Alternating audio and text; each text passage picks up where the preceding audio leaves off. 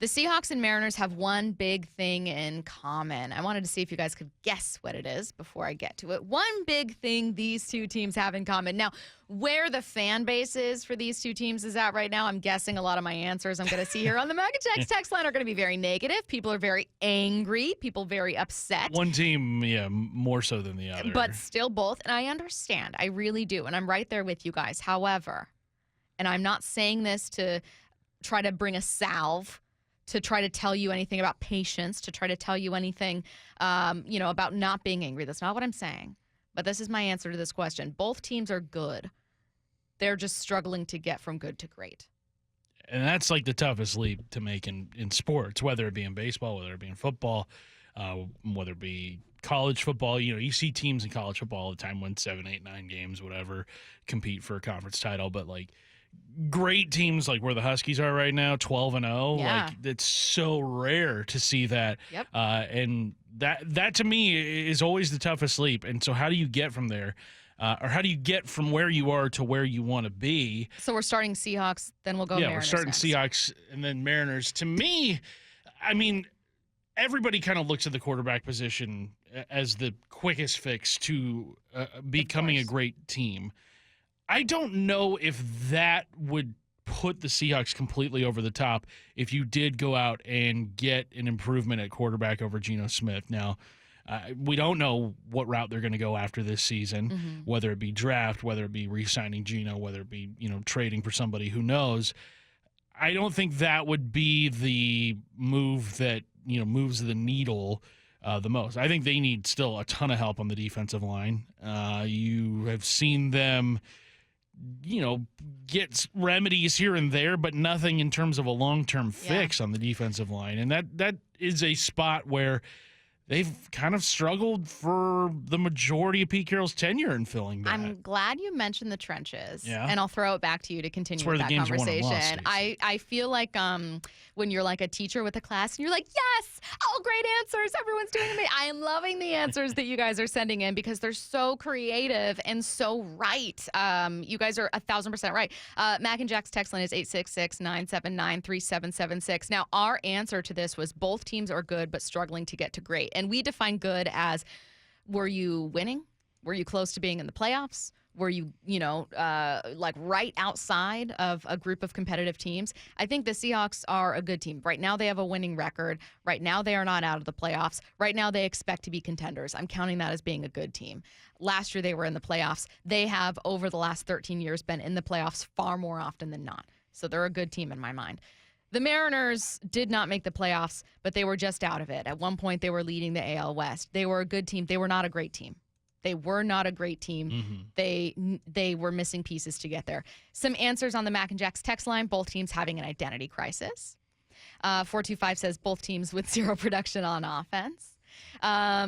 605 says both teams don't sign big free agents. I think that's more the case with the Mariners, but yes. Inability to score.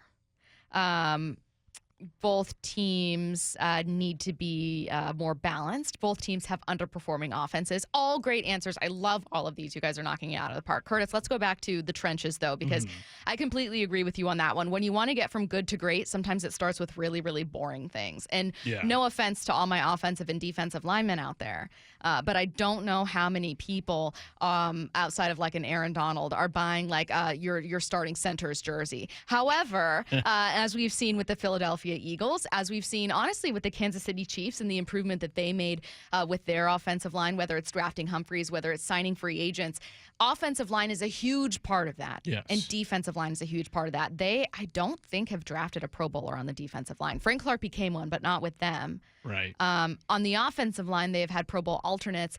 Charles Cross at number 9 was a great get. Obviously, he hasn't been as great this season, but it's a banged-up offensive line. But the trenches is really where it starts for me with the Seahawks. How you get from good to great, you need to be better on your offensive and defensive line. It's such a boring answer, but so right. You look at the 49ers and how they have gotten to where they are. Obviously, their defensive line is incredible. They added Javon Hargrave prior to this season. I look at how they have risen from where they were, like the Chip Kelly season when they were 2-14, Oh Kyle my Shanahan God, brought I in forgot about that. exactly. You had Jim Tom Sula before that. But after What a that time. is when Kyle Shanahan was brought in. 2017 they go 6-10. 2018 they go 4-12. Obviously, those 2 seasons allowed for them to get some really high draft picks. Yep. You mentioned Nick Bosa's name. After the 2018 season, they go from 4-12 to 13-3. You added one of the best pass rushers in football and became NFC champions within a single offseason.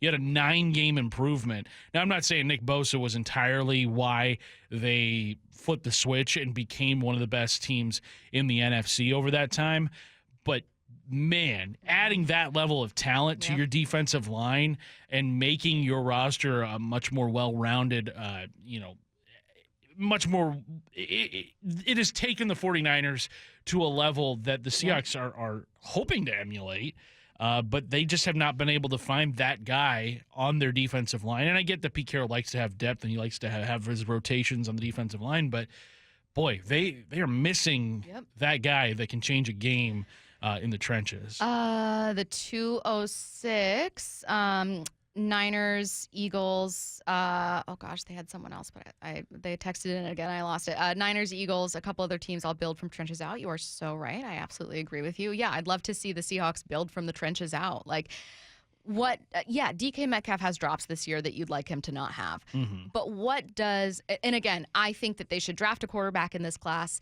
and eventually find your quarterback of the future. Just because I think that Geno is a better starter than Drew Lock would be for you doesn't mean I think Geno is your long-term answer. It means that I think that Geno could do a better job for you this year if you had a better offensive line. You still need to find that answer at quarterback long-term. I digress. Whatever you do with quarterback, to your point, Curtis, it's not going to matter unless you help this offensive line. And you've got some good weapons around. Tyler Lockett, I don't know how much longer he's going to actually be here and be useful if you get a young quarterback, but certainly for this year, certainly for next year. DK Metcalf is young. I think just now 25, so he's going to be with you. He's under contract. You've got all these young pieces. Charbonnet is a rookie. Ken Walker's a second-year player. Can you take advantage of it when you don't build out particularly the interior of that offensive line? You need to get to that. And on the defensive side of things, as you've also mentioned, like, I think they need that premier pass rusher, premier edge rusher. Now, it's an outside linebacker, obviously, with this defense. Uchenna Nwosu is great. I think that we were hoping they would have, like, Nwosu and Mafe and Darrell Taylor, and they would have, like, this group of guys, and if they could all get, like, 8-9 sacks each, you'd have this like unstoppable defense rather than a guy who's getting like 16, 17, 18. Yeah. They don't have either right now. We're up against the break, but I wonder where the Seahawks defense would be if Uchenna Nwosu were still healthy. Because better. I think when he went down, this defense was playing pretty good, and now without him, the defense has just been a shell of what it was in the season's first half. And Clint Hurtt has talked an awful lot about how Uchenna Nwosu is one of the big leaders on that side of the ball, and not having him around, I would imagine, is taking its toll on the guys. But, that's just one of those things this season where it's like, man, if he was still healthy, I know. I wonder where this defense Big what if. is.